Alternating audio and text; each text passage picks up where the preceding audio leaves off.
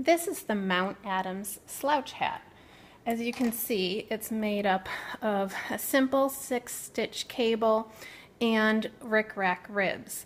This is a stitch you don't see very often, but what happens is it creates a really nice hat that has lots of stretch and give to it, which is obviously great for growing heads and for days when you just need a little extra give in your hair.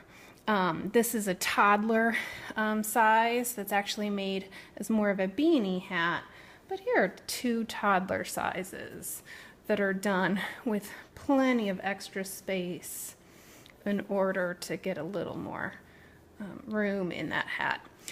It's worked from the bottom up, and so the bottom is simple ribbing, and then the rickrack rib and cables are continued. At the top, it's continued within the pattern, and if we can move this way, you can see that those cables and rickrack ribs all come together to form the very top there. So I'm going to review some of the stitches because this is not a stitch that you see very often. This is an adult example. You can see there's 4 ribs there and our 6-stitch cable. If you look very closely, you can see I have a lifeline here because this is not a pattern that you want to work back on. It tends to be a little tricky. So first we're going to do a left-leaning rickrack. So you can see our rickracks go left, right, left, right. In this example, the left is always done first. So we're going to work here, get everything together, do a purl stitch for our in-between. On our left, we knit through the back loop, and then without pulling it off, we're going to pull and knit normal, and then pull those 2 stitches off together. So 2 stitches are worked as one. This creates a really 3-dimensional stitch on the left. So that 2nd stitch right there, we're going to pull that off, and then we'll grab that 1st stitch and again pull them off together.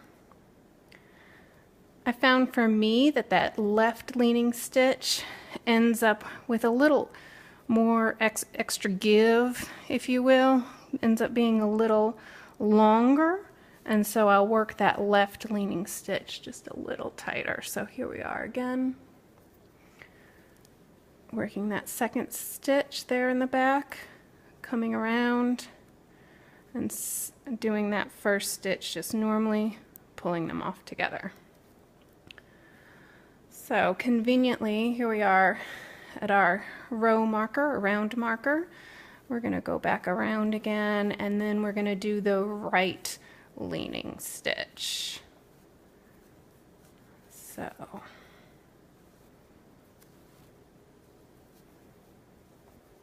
okay, through our cable. Okay, right leaning stitch. So first, of course, my purl in the ribbing.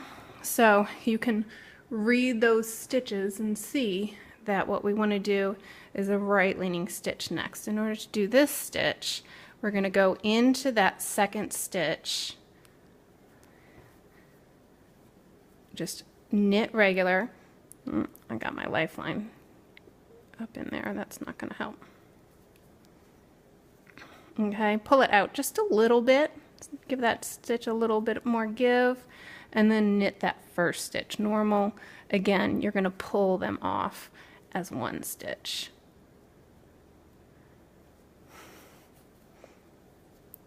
Okay, so here we go again, and pull them off together.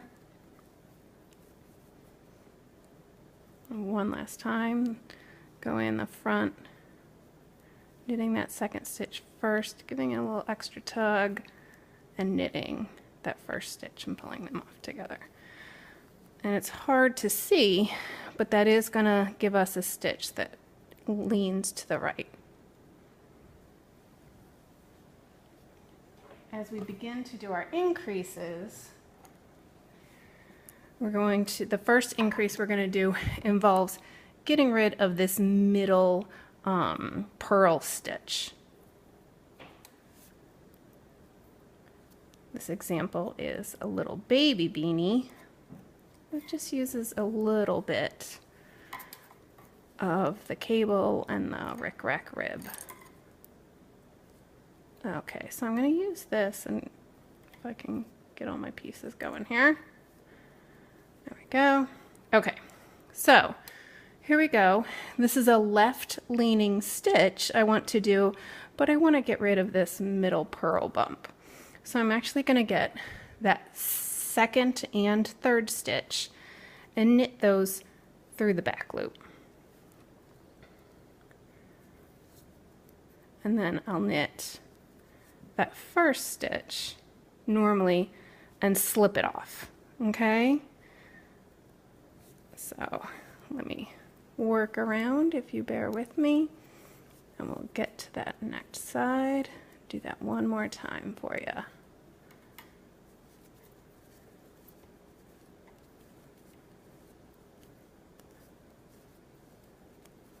Okay, so here we are. We're going to decrease this bump. So let's take our second and third stitches.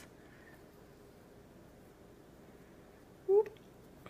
This gets a little fiddly, but in the end it's worth it to have it decrease. Okay, and then that first stitch, and then slip both those off together. Then depending on which size you're working, you may do that again, or you may end up doing just a regular one. So it's hard to see on this example, but if we use our next example, you can see where we had that rib was decreased right here, and then we're working those two rickrack stitches without the rib in between. So the last tricky decrease we're going to do here involves combining two of the rickrack stitches. And this is one to do once you've had your coffee, you have good lighting, you're paying attention, and you can get these to decrease together. So we have these two rickrack stitches, which are 2 stitches each, and I'm going to take them down to just one rickrack stitch, again of 2 stitches. So we're going to do 2 decreases here. So this is again a left leaning rickrack stitch. So I'm going to go here through the back loop, since it's left leaning, take my second and my 4th stitch. We're going to again fiddly get those, and then we're going to come to the front. We're going to work again normal, but we're going to knit together the 3rd and the 1st. Okay, let's see if we can get that to pop right through. There we go. And then we're going to have faith that that all came off right. Take them all off our needle.